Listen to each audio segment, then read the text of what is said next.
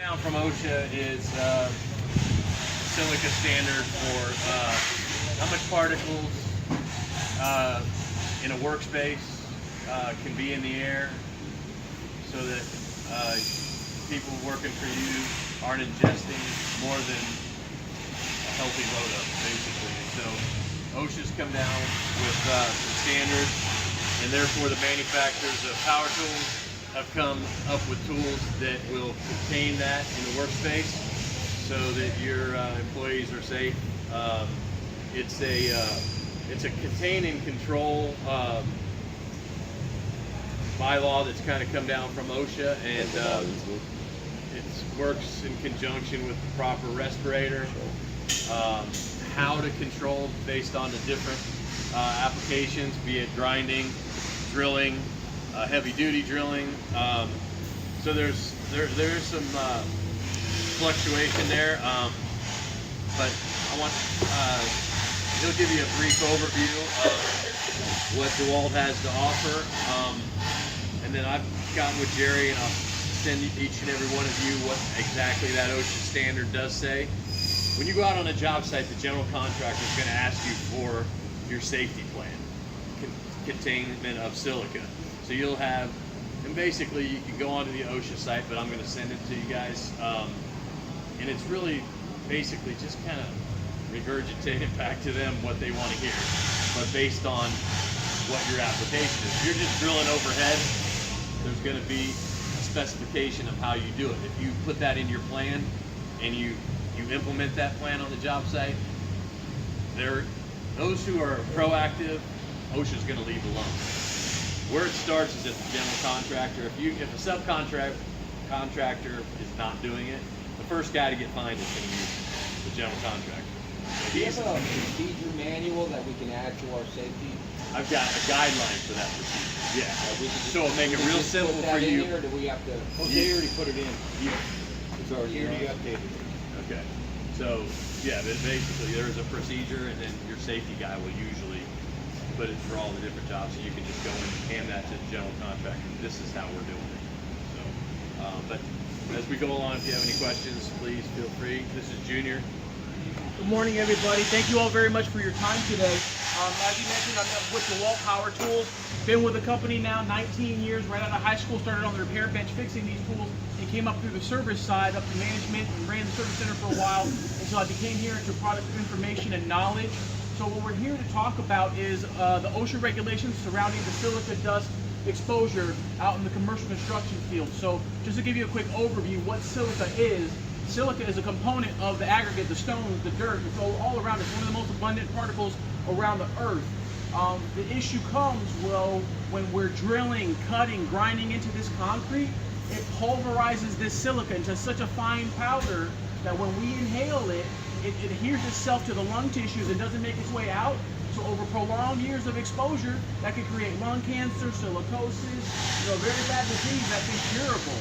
So there are even OSHA regulations on silica, but it's been revised and now it's being reinforced out in the field. So the amount, what they call the permissible exposure limit, has been reduced greatly, and they've also added standards and practices on what you're going to do to help mitigate that dust. Okay, so they have a couple different tables that you can use for mitigating the dust. Table 1 compliance has to do with using engineered equipment to suction the dust out of the air with a dry collection method, or a wet injection method for tools like maybe a quickie saw or a core drill, something like that. And these are going to be commercially viable systems. It's not something that you can come into your fab shop, bend some sheet metal over a grinder, and call it good. You have to have commercially available things. Like when you're core drilling, you can't have a guy standing next to you with a water hose pointed towards the bit. It has to be an actual system on the tool that injects the water into the area of contact where you make. So that's kind of give you a rough estimate of what Table 1 compliance means. Table 2 and Table 3 compliance has to do with, you're not necessarily using that engineered equipment, but you're following certain procedures and guidelines. There's extra monitoring, there's air check qualities, depending on the exposure limit, and that would be more for probably concrete guys where they're more cutting and grinding on a regular basis. where you might have to do monitoring of your employees by sending them to the doctor to do monitor checkups. Again, that all depends on the amount of exposure to the silica dust out in the field. So what DeWalt has done is we came out with a system that's completely Table 1 compliant. We want to be able for you guys to just go plug and play, attach these things onto your tools, and go to work. You don't have to worry about how many steps did I take, you know, how long have I been on the job doing this. You just plug and play and you're using this equipment. Now, one thing to note though with the OSHA regulations, even though you're using Table 1 compliance, if you're doing a task that still exposes you to above the permissible allowable exposure limit of silica dust, with this equipment, you still do have to use breathing protection, some type of a breathing apparatus to help protect you. So just because you're using this does not omit that you have to have breathing protection. If the exposure limit exceeds that with this equipment, you still have to have breathing protection on that, okay? So where it starts, since we're a power tool company dealing with electric tools, we're doing more of a dry collection method, like I said. And where it starts is with the heart of the system, and that's the dust collection vac itself. It's not your standard $99 shop vac that you can just hook up to a tool and call it good. The OSHA regulation states that you have to have a HEPA-rated vac. HEPA meaning that you're collecting 99.9% of 0.3 microns out of the air, which is thinner than a human hair. So that's some very, very fine particles. Our unit only comes HEPA, and we mark it so on the front end, so that way if OSHA comes onto the job site, they're walking around and they see HEPA on that vac, you know, there's no issues at all. Other units, you might have to purchase a separate HEPA vac filter to install onto the unit and provide documentation that you have that HEPA filter in the unit. Excuse me.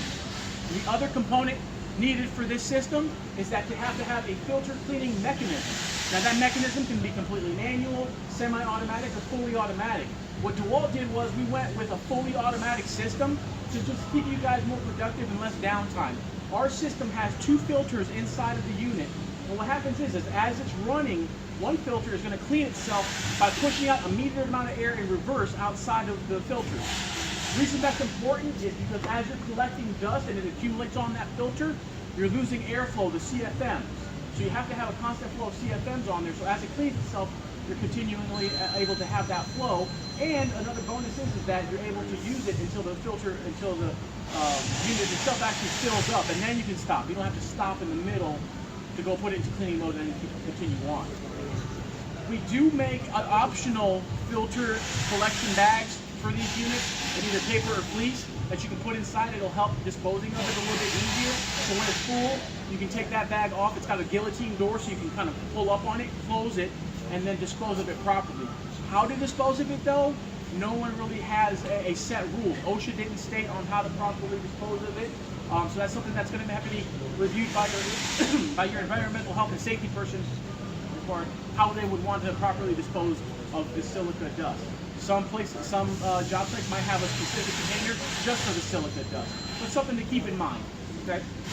So on top of having the vacuum that's HEPA with a filter cleaning system, you have to have the commercially available shrouds. So we have a full line of these tools and shrouds here that I'll go over with you. As I stated earlier, this really revolves around drilling, cutting, and grinding of the concrete. So that's what we have here. There is also some chipping if you have to do chipping. I don't have those attachments, but we do make chipping attachments as well. What I'll do is, as I asked earlier, sometimes there is a need to maybe do some concrete work out there as you're doing some of these jobs where you might have to grind or cut on some concrete to make room for your windows and things like that. So I'll start with those because those are the biggest offenders of dust creation. I'll start off first with our cutting shroud. Now these shrouds will fit our entire family of DeWalt small angle grinders, okay? So you can buy just this shroud itself if you have DeWalt grinders and use them on it, or you can buy a package where it comes with the grinder with the shroud and the wheel and everything. It's good to go. Plug it in and good to go onto the vac. So this is a metal shroud because this is going to be rubbing against the hard surfaces that you're cutting against. It also has a little corner window here, so if you have a corner slot that you have to cut at, you can make your corner cut, close it back up, and continue on making your cut. And it also has a depth gauge on here that you were to loosen up, bring this up, and lock it into place, so you only have to go a certain depth into the concrete, okay? It can fit up to a 6-inch wheel, which is important to note because with the OSHA regulations, you have to have 25 CFM per inch of wheel that you're grinding or cutting with. Our unit does 155 CFM, so 6 inches is the maximum wheel you can use on this system. It's important to note whenever using one of these that you're always cutting in the direction of the exhaust chute here, okay? So if you have to go to the right or to the left, up or down, always in the direction of the chute. If you go the opposite direction, you're not going to get proper suction of the dust and you're going to get poofs of dust coming out of it. Another thing I like to tell my guys whenever I'm talking to them is when you're engaging your material to cut, I always put this edge here against the material and then get into it because you have this wheel exposure. If you were to just kind of plunge into it straight on, there's nothing stopping the dust from shooting out behind you, okay? And I'll demonstrate that onto the concrete here behind us in just a second. So, our system uses what we call the airlock system. It's a quick 1/8 of a turn system here. It unplugs here, and all of our shrouds have the same mating surface here. So it's, again, plug and play. You plug it in, twist it, lock it, and you don't have to worry about duct taping the ends together for the ends to pop off. So I'm going to undo this, plug this end into the vacuum, turn it and lock it, and then plug this end in onto the tool, turn it and lock it, and now it's good to go, okay? Now, the vacuums themselves also have tool actuation. That's another extra feature to help you guys be more productive. So if you're plugging this in, or your rotary hammer, you just have to plug it in to the outlet on the front of the tool. You turn the knob over to tool actuation. So when I pull the trigger on this, it's going to turn the vacuum on for me. I turn this off and it's going to run for a few other seconds to help clear the dust out of the hose as well, so that we don't have all this dust flying off. What I'm going to do briefly is just to give you guys an idea of what we're talking about reducing. I'm just going to kiss the concrete real quick without the shroud on it so you can see the amount of dust. You can imagine if you're cutting for minutes or hours, it's creating quite a bit of amount of dust.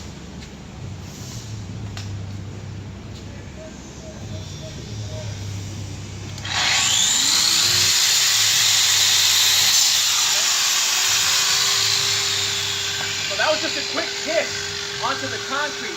When these guys, this right here and the surfacing grinder, you're creating so much dust around you that it's ridiculous. I'm going to go ahead and hook this back on. And again, I'm going to do it using the technique I showed you where you're putting this end in first and then plunging it to the concrete.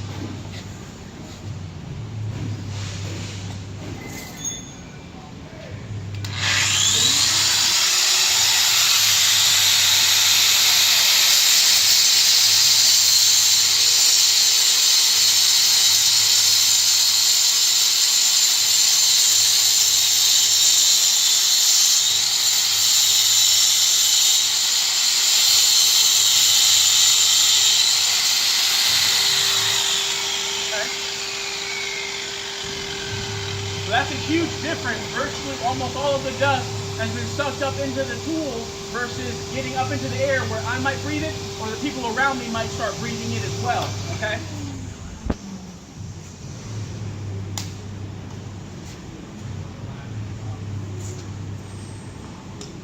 So again, when you're having to cut any openings up a little bit wider, this is going to be the tool to make that job safer for you. If you ever have to end up patching or cleaning up any of the concrete, this is the shroud that, again, can work on all our family of DeWalt small angle grinders, or you can get it packaged, everything all together. This is a plastic shroud because this doesn't make contact with the surface. The wheel does. So for cost and weight, we keep this as plastic. It does have an opening here, though, if you have to get to the point where your wall and your floor meet, so you get right up to the edge, grind where you need to, back off, close it up, and continue on doing the larger surface area to grind with, okay? Same principle. It hooks up to the shroud the same way.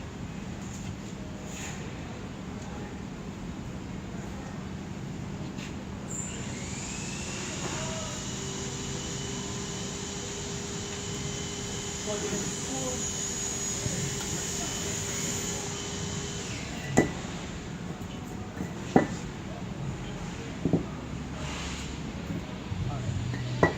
On this one. This one here though, one thing that you have to worry about though is with these crevices, you'll still have a little bit of dust come off. Let me go ahead and, just like I did with the other example, I'm just gonna kiss it real quick to show you guys with and without it, okay? Okay.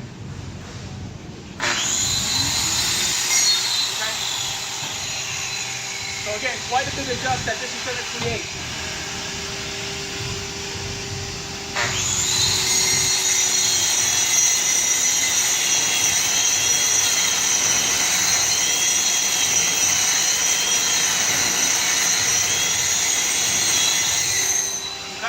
All of that dust is being sucked up into the unit itself. Now, there will be applications that you're going to run across with either this or with the drilling that even with this on, it's not going to really be optimized. For instance, with many concrete guys, when you have to knock the corner off the edge of the concrete, look at all that exposed field. All of that, meaning all that dust is going to be going on everywhere, even though you have the shroud on. Okay? Unfortunately, no one has a solution for that particular application. So you're going to have dust going everywhere, even though you're using the shroud. That's why in the regulations it states, when you're using that, if your exposure limit still goes the allowable limit, you have to have breathing protection. So if you're doing that job, you have to have the breathing protection, even though you're doing the shroud. Okay? So something to keep in mind. Measure it, right?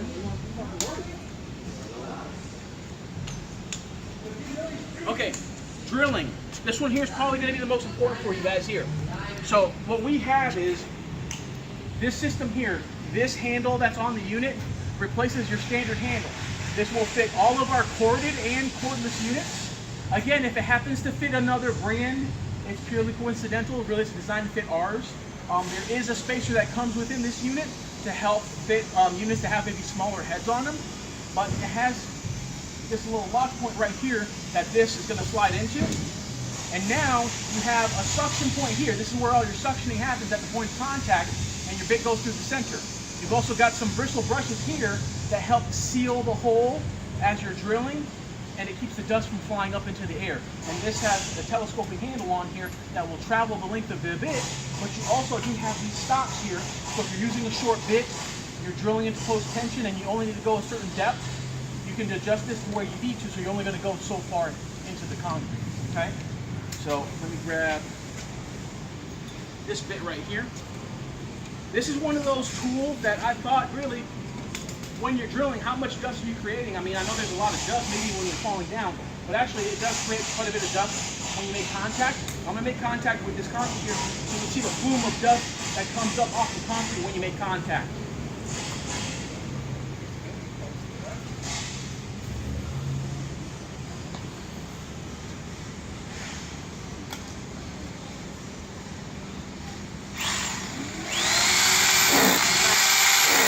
See that puff of dust comes up? Okay, that's what we're trying to capture, is that light dust that's going to come up in the air. So this attachment that we have available for it is good for downwards drilling, wall drilling, or above head drilling. It can handle all of that because it has that head on it to capture the dust as it comes down. What I'm going to do is I'm going to hook the attachment onto the tool itself,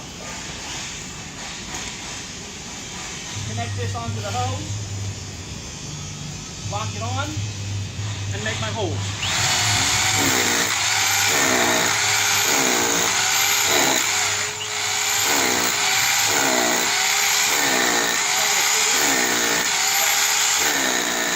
So when I make my contact, it's not going to come up.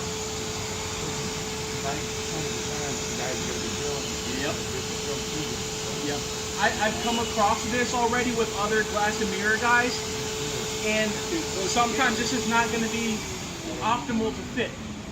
And again, this is one of those types of situations that we're not going to have a solution for everybody. You know, you just got to be able to work the best that you can with what you have. Yeah. And then At least we can say we're trying. Exactly. You're putting in the good faith effort. That's really all. And That's really what it is.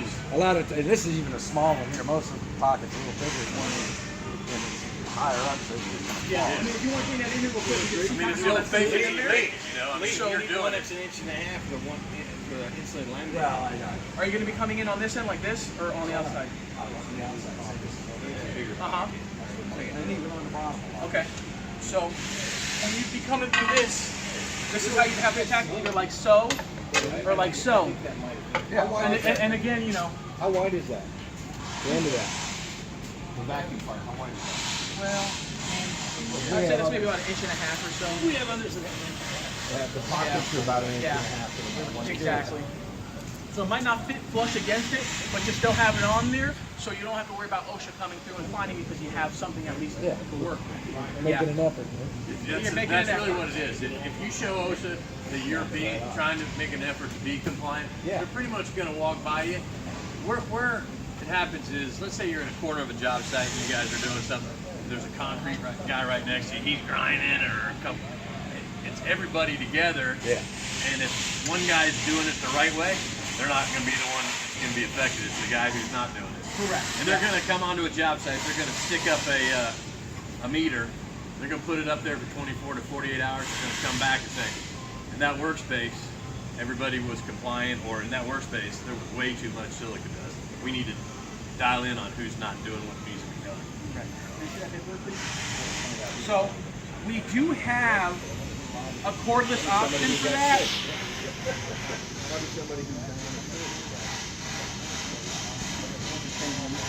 We do have a cordless solution. I'll pass this around. Unfortunately, I don't have the tool with me. It's with the customer at the moment. But just so you know, that right there is the most popular solution because it's completely cordless. It's completely Table 1 compliance. Respirators built into it. It's an attachment, it's a vacuum attachment that hooks onto the tool itself. And it uses the power from the battery to run the vacuum. Okay? What do those cost?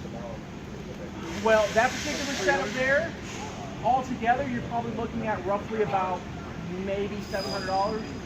We give or take about $500 for the tool, $200 for the attachment itself. And then Limit on the length of the hose. the corded option, you're looking at $550 for the vacuum roughly, maybe $200 for the hammer, about $100 for the attachment. So the reason people like the cordless one is because you're not tied to that big vacuum. That's why they like the cordless one. But just so you guys know, like I said, that's our most popular selling item right now. We're completely sold out, and we probably won't be into healthy levels until the end of November, beginning of December.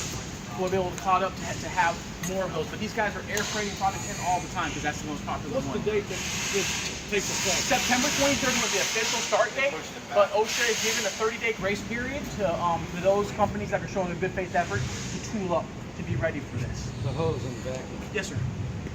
What's the maximum length you can have? 13 foot is what it comes with. Yeah. The longer you go, the less CFMs you're going to have. When it comes to drilling, that's not super I'm thinking important. about 150 feet, Yeah. especially when they're up in a lift. Yeah.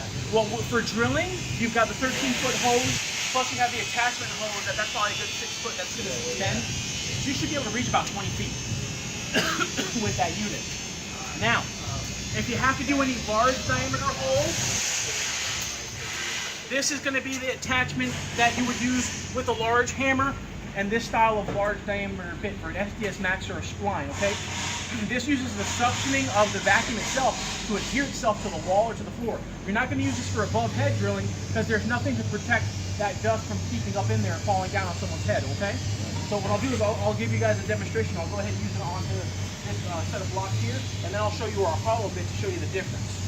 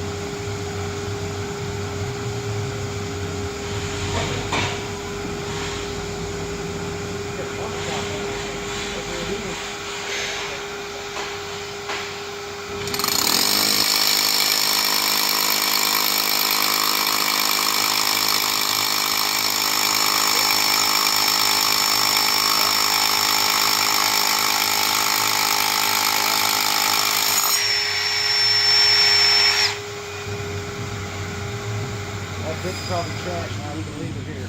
Okay. We'll dispose of it. So I was able to use that hammer there along with the attachment, and that created that open area created a negative pressure area where it's sucking up all the dust. So all that dust that would have come up to the air has been completely sucked out. However, you have what I call an ant pile still on top of it, and there's a whole bunch of dust inside. So if you had to clean out that hole for maybe some epoxy or something like that, we do make this attachment that comes in the kit that will hook up to the vacuum, and you can use that to suck out all the dust that's in the hole, okay? The other option is using this guy right here. This is a hollow drill bit. Awesome thing about this is that it cleans the hole as you drill it. So especially when you're doing epoxying, your normal process is drill, blow, brush, blow. But again, your blow, brush, blow, you're exposing all this dust into the air. So really, is that legal now? This guy here is going to clean the hole as you drill it. This doubles as an attachment on there. So if you use this bit, you don't have to worry about having a separate attachment. The vacuum with the hammer and this bit is all you need, okay? And I'll go ahead and I'll use this to show you guys. Now, one thing to note with a hollow bit like this is that you have to always have the vacuum on when you're drilling because you have to have that suction of air. A standard bit pulls the dust out. This sucks it in through the end, so it's not going to work properly. It's going to plug up the ends if you don't have the vacuum on. Another thing is you don't want to drill into standing water, and you don't want to drill into wet concrete because that could plug it up. If it plugs up, use something like a wire tie on rebar to clean out the ends, and then you're good, okay?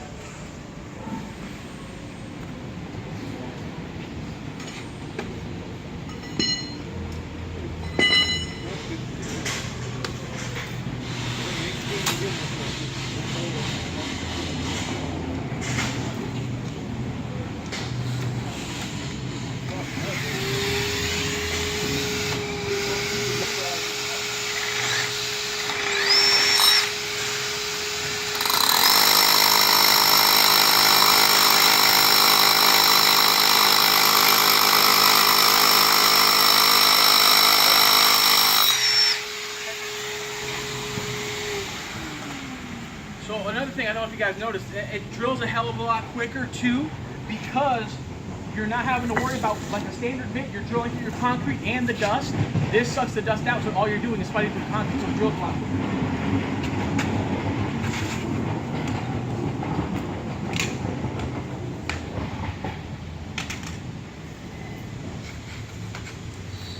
So that one, the plug fell out, but if you look at this one, you can see the standard bit and that plug of dust all the way at the bottom. Plus, it's caked up solid white along the walls. Whereas the one with the hollow bit, you don't have that plug at the bottom anymore, and it's somewhat clean. You can actually see the aggregate. That's clean enough for epoxy to go in.